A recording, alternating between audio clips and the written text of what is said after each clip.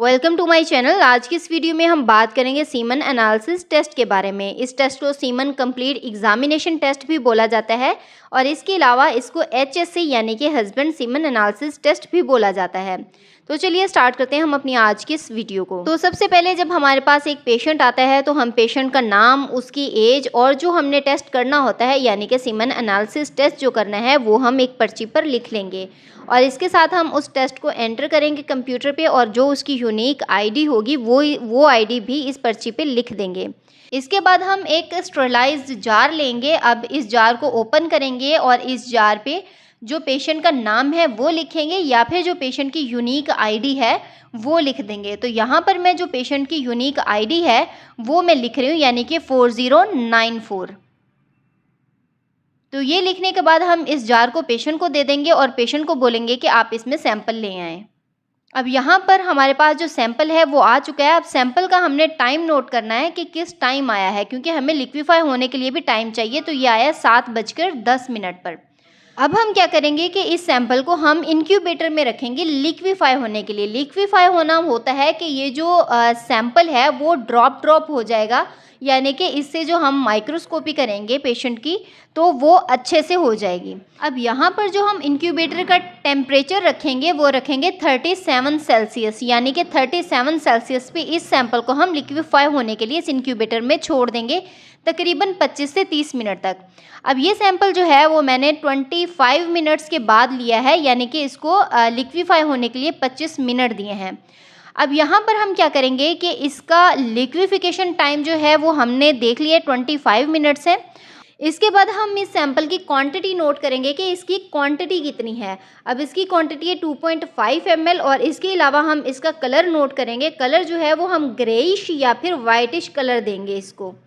ये तो हो गया फिजिकल एग्जामिनेशन। अब हम करेंगे इसका माइक्रोस्कोपिक एग्जामिनेशन। माइक्रोस्कोपिक एग्जामिनेशन में हम इसमें जो स्पर्म सेल्स का टोटल काउंट है वो देखेंगे। इसमें जो स्पर्म सेल्स एक्टिव हैं, स्लगिश हैं, डेड हैं और बाकी जो चीज़ें, बाकी जो सेल्स होते हैं यानी कि जैसे पस सेल्स हो गए, RBCs हो गए, तो उन सबको नोट करेंगे। तो सबसे पहले हम क्या करेंगे कि इस सैंपल से हम एक स्लाइड बना लेंगे। अब स्लाइड बनाने के लिए ये है कि हम जो ये सैंपल है इसको अच्छे से मिक्स करेंगे। मिक्स करने के बाद हम इसका एक जो ड्रॉप है सैंपल का वो हम अपनी स्लाइड पर ले लेंगे और स्लाइड पर लेने के बाद हम इसको कवर कर देंगे हम अपनी कवर स्लिप से। अब हम इस स्लाइड को हम अपनी जो माइक्रोस्कोप का स्टेज होता है उस पर एडजस्ट कर देंगे और उसके बाद हम इस स्लाइड की माइक्रोस्कोपी करेंगे। अब हम अपनी स्लाइड को एडजस्ट करने के बाद हम माइक्रोस्कोप को ऑन करेंगे इसकी ऑन ऑफ बटन से। इसको ऑन करने के बाद अब आप ये देख सकते हैं कि सबसे पहले हम इसको 10x पे देखेंगे इस स्लाइड को फाइन फोकस करने के बाद। अब हम जो 10x पे देखेंगे वो हम देखेंगे इस पेशेंट के जो सैंपल है उसका टोटल काउंट, यानी कि इसमें स्पर्म सेल्स जो है वो टोटल काउंट कितना है वो हम देखेंगे 10x पर। यानी कि हम इसको अब ये हम 10x पर देख रहे हैं। अभी मैं आपको इसको जूम करके दिखाती हूँ कि ये 10x पर कैसा दिखाई देता है। ये आप देख सकते हैं कि यहाँ पर जो स्पर्म सेल्स हैं वो बहुत ज़्यादा छोटे छोटे नज़र आ रहे हैं। तो यहाँ पर अब हम ये देख लेते हैं। इसके बाद हम 40x पर देखेंगे कि इसमें एक्टिव कितने हैं, स्लगिश कितने हैं और इसमें जो डेड हैं वो सेल्स कितने हैं। अब हम क्या करेंगे कि हम अपना लेंस जो है वो चेंज करेंगे माइक्रोस्कोप का। हम इसको ले आएंगे 40x पर, यानी कि इसमें जो स्पर्म सेल्स है वो हमें 40 गुना बड़ा नज़र आएगा। साथ के साथ हम जो इसके नीचे वाली लाइट होती है हम उसको भी 40x पे कर देंगे, यानी कि अगर हम 10x लेंस यूज़ करें तो हम लाइट को 10x पे रखेंगे और अगर 40x यूज़ कर रहे हैं तो हम 40x पे रखेंगे। और इसी तरह अगर हम 100x जो है यानी कि ऑयल इमर्जन यूज़ कर रहे हैं तो हम उसको 100x पर देखेंगे। अब ये जो स्लाइड है हमारे पास ये है 40x पर। अब ये 40x को मैं जूम करके आपको दिखाती हूँ कि यहाँ पर हमें जो सेल्स हैं वो कैसे दिखाई देते हैं। अब ये जो एक सेल नज़र आ रहा है ये इसकी जो मूवमेंट है, डायरेक्शन है वो है फॉरवर्ड मूवमेंट। अब फॉरवर्ड मूवमेंट वाले जितने भी स्पर्म सेल्स होंगे उनको हम एक्टिव काउंट करेंगे, यानी कि जो एक्टिवली मूव करते हुए अपनी जो फील्ड है उसको क्रॉस कर रहे होंगे उनको हम एक्टिव कहेंगे कि ये जो सेल्स हैं वो एक्टिव सेल्स हैं। अब यहाँ पे आप देख सकते हैं कि इसमें बहुत सारे जो सेल्स हैं वो एक्टिव हैं और बहुत सारे सेल्स जो हैं स्लगिश हैं, यानी कि स्लगिश वो वाले सेल्स होते हैं कि जो कि मूव तो कर रहे होते हैं, यानी कि ज़िंदा तो होते हैं, लेकिन वो एक्टिवली मूवमेंट नहीं करते, यानी कि वो अपनी जो फील्ड है वो क्रॉस नहीं करते, या उनकी जो डायरेक्शन है या मूवमेंट है वो फॉरवर्ड मूवमेंट नहीं होती। तो ऐसे सेल्स को हम बोलेंगे स्लगिश सेल्स।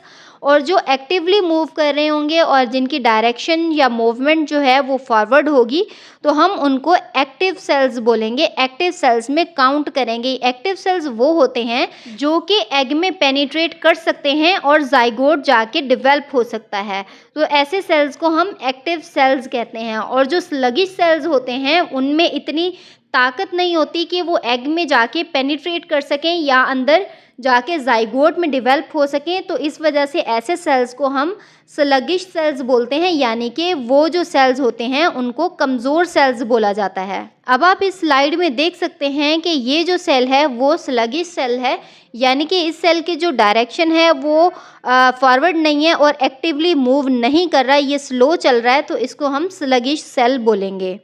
अब इसके बाद ये नेक्स्ट स्लाइड है। नेक्स्ट स्लाइड में ये आप देख सकते हैं कि अभी अगर हम जूम करते हैं तो यहाँ पर आपको कुछ जो डेड सेल्स हैं वो नज़र आएंगे, यानी कि ये जो सेल्स जो हैं जो बिल्कुल मूव नहीं कर रहे, यानी कि डेड हो चुके हैं, मर चुके हैं, हम उनको डेड सेल्स बोलते हैं, या फिर हम इनको बोलेंगे इमोटाइल सेल्स। तो ये वो सेल्स होते हैं जो कि ऑलरेडी डेड होते हैं, यानी कि स्पर्म सेल्स में, लेकिन इन सेल्स को हम जो टोटल काउंट होता है उसमें ज़रूर काउंट करेंगे। अब ये सेल्स जो मूव करते हुए नहीं दिखाई दे रहे, यानी कि जो सेल्स मूव नहीं कर रहे, हम इन सेल्स को बोलेंगे इमोटाइल सेल्स, यानी कि मरे हुए सेल्स हैं, ये डेड सेल्स हैं। और बाकी जो सेल्स हैं जो एक्टिवली मूव कर रहे हैं, यानी कि फॉरवर्ड डायरेक्शन है और अपनी फील्ड को छोड़ रहे हैं और तेज़ी से मूव कर रहे हैं, उनको हम एक्टिव सेल्स कहते हैं। और जो अपनी जगह पर ही नाची जा रहे हैं, यानी कि ज़िंदा तो हैं लेकिन मूवमेंट उनकी अच्छी नहीं है, तो हम उनको स्लगिश सेल्स बोलते हैं। अब हम बात करते हैं इन स्पर्म सेल्स की मॉर्फोलॉजी के बारे में, यानी कि मॉर्फोलॉजी क्या होती है। अब आप देख सकते हैं कि ये जो कुछ सेल्स आपको नज़र आ रहे हैं ये डेड भी हैं और एबनॉर्मल भी हैं। एबनॉर्मल वो सेल्स होंगे जो कि अपनी असली हालत में नहीं होंगे, तो हम उनको एबनॉर्मल सेल्स बोलते हैं। और इन सेल्स को हम देखते हैं स्टेन करके, यानी कि हम इन स्लाइड को स्टेन करेंगे। स्टेन करने के बाद फिर हम इनकी मॉर्फोलॉजी चेक करेंगे। अब ये जो स्पर्म सेल्स होते हैं वो स्टेन होने के बाद इस तरह के दिखाई देते हैं, और इससे हम जो मॉर्फोलॉजी है वो आसानी से देख सकते हैं कि एबनॉर्मल सेल्स जो हैं वो कौन कौन से हैं और कितने परसेंटेज है इन एबनॉर्मल सेल्स की। अब यहाँ पर एक स्पर्म सेल के 3 टेल हैं और एक की जो है वो एबनॉर्मल सेल है। इसी तरह यहाँ पे 2 हेड हैं और 1 टेल है, यानी कि ये भी एबनॉर्मल सेल है। ये हमारे पास 2 हेड है, यानी कि डबल हेड सेल है, लेकिन ये अनस्टेन स्लाइड है तो इस वजह से हमें यहाँ पर क्लियर नज़र नहीं आता। इसी वजह से हम इन स्लाइड को मॉर्फोलॉजी चेक करने के लिए स्टेन करते हैं। इसके बाद हम देख लेते हैं सीमन एनालिसिस टेस्ट की रिपोर्ट को। अब रिपोर्ट में सबसे पहले पेशेंट का नाम, उसकी एज और उसके अलावा डेट वगैरह और उसकी यूनिक आईडी मेंशन होती है। और उसके बाद हमारे पास होता है स्पर्म वॉल्यूम, यानी कि जो सैंपल है उसका वॉल्यूम, यानी कि उसकी क्वांटिटी कितनी है। अब जो नॉर्मल क्वांटिटी होती है वो होती है 1 ml से लेके 6.5 ml तक, यानी कि पर इजैकुलेशन 1 से लेके 6.5 ml तक नॉर्मल कंसीडर की जाती है। अब उसके बाद हम देख लेते हैं लिक्विफिकेशन टाइम, यानी कि जो सैंपल को लिक्विफाई होने के लिए हम टाइम देते हैं उस टाइम को हम लिक्विफिकेशन टाइम कहते हैं। तो इस पेशेंट का है 25 मिनट्स, जो कि नॉर्मल, अगर हम नॉर्मल की बात करें तो लेस देन 60 मिनट, यानी कि 1 घंटे से कम जो है वो कंसीडर किया जाता है नॉर्मल लिक्विफिकेशन टाइम को। तो इसके बाद हम देख लेते हैं स्पर्म पीएच को, यानी कि इसकी जो है वो है अल्कलाइन, और नॉर्मल पीएच जो होती है वो 7.1 से लेके 8 तक नॉर्मल होती है, यानी कि इस सैंपल की जो पीएच होती है वो अल्कलाइन होती है, तो ये नॉर्मल कंसीडर की जाती है। इसके बाद हम देखते हैं स्पर्म काउंट को, यानी कि जो टोटल काउंट है स्पर्म का वो कितना है, जो हम 10x पर देखते हैं। तो इस पेशेंट का है 45.5 मिलियंस पर ml है, यानी कि इसका जो स्पर्म काउंट है वो है 45.5 मिलियंस। अब अगर हम नॉर्मल की बात करें तो नॉर्मल होता है 20 से लेके 150 मिलियंस स्पर्म जो हैं वो पर ml यानी कि पर मिलीलीटर जो हैं वो नॉर्मल कंसीडर किए जाते हैं। इसके बाद हम बात करते हैं स्पर्म मोटेलिटी के बारे में। इसमें हम देखेंगे एक्टिव, और एक्टिव जो हैं इस पेशेंट के हैं 5%, इस पेशेंट के जो स्लगिश हैं वो हैं 30%, और जो इमोटाइल यानी कि डेड हैं वो हैं 65%। अब अगर हम यहाँ पर नॉर्मल की बात करें तो एटलीस्ट जो 60% होते हैं स्पर्म सेल्स वो नॉर्मल यानी कि उनकी जो मूवमेंट है वो फॉरवर्ड हो तो हम उस रिपोर्ट को नॉर्मल कंसीडर करते हैं, यानी कि एटलीस्ट यहाँ पर 60% जो हैं वो एक्टिव सेल्स होना ज़रूरी होते हैं। अब नेक्स्ट हम बात करते हैं मॉर्फोलॉजी के बारे में। अब मॉर्फोलॉजी जो होती है बेसिकली वो इस पेशेंट की है 50%, यानी कि 50% जो सेल्स हैं वो नॉर्मल हैं और 50% जो हैं इस पेशेंट के वो एबनॉर्मल हैं। और अगर हम नॉर्मल की बात करें तो एटलीस्ट 70% जो होते हैं सेल्स वो नॉर्मल होना ज़रूरी होता है, यानी कि उनके 70% जो सेल्स हैं वो नॉर्मल शेप में और स्ट्रक्चर में होना ज़रूरी हैं। अब हम इसकी मॉर्फोलॉजी में क्या देखते हैं कि जो 2 हेड सेल्स होते हैं यानी कि स्पर्म सेल्स जिनके 2 सर होते हैं या फिर 2 टेल्स होती हैं, या फिर जिनकी टेल जो है वो शॉर्ट होती है, या फिर राउंडेड हेड होता है, या फिर पिन हेड होता है, तो इन सब सेल्स को हम कंसीडर करते हैं कि ये जो सेल्स हैं वो एबनॉर्मल हैं, यानी कि किसी काम के नहीं हैं, यानी कि इनका स्ट्रक्चर या फिर जो शेप है वो डैमेज है। अब नेक्स्ट है हमारे पास इस रिपोर्ट में WBCs यानी कि वाइट ब्लड सेल्स, जिनको हम पस सेल्स भी कहते हैं। तो इस पेशेंट के 3 से 5 पस सेल्स।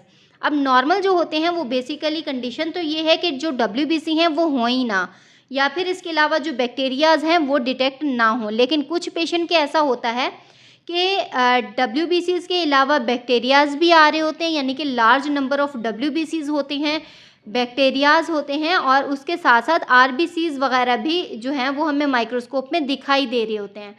अब ऐसे पेशेंट जिनकी रिपोर्ट में WBCs ज़्यादा आ रहे होते हैं या फिर बैक्टीरियाज आ रहे हो जो कि हम रिमार्क्स में लिख देते हैं, तो ऐसे पेशेंट को सजेस्ट किया जाता है कि वो कल्चर एंड सेंसिटिविटी जो टेस्ट होता है वो इस सैंपल का करवाएं, ताकि पता लग सके कि कौन सा बैक्टीरिया है या फिर कौन सा इन्फेक्शन है।